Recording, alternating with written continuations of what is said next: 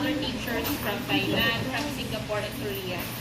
So if you are not equipped with all the skills, if you are not prepared, and you don't have 12 years basic education, you cannot compete with them. You cannot be on par with those teachers from other countries.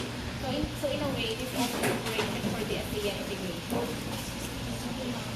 And despite of that, in addition to that, I mean, that our curriculum, which is really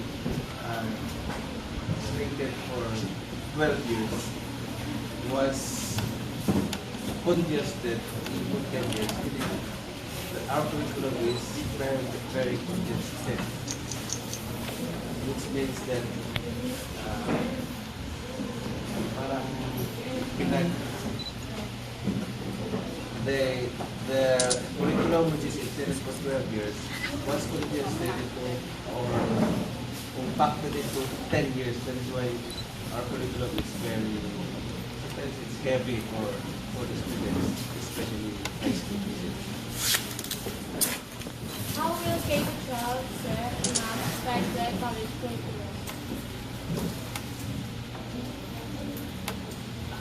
If you will try to visit the website and the courses or the subjects to be offered for K-12, these comprise of the subjects for first year and second year college for the senior high school.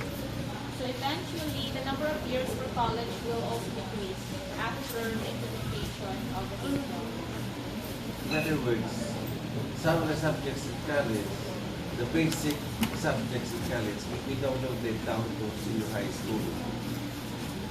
And just like ethics, philosophy, even NSTP will be downloaded to senior high school. And yes, Mr. Ruby was right when he said it would mean that the college education of most of the students will be lesser as compared to the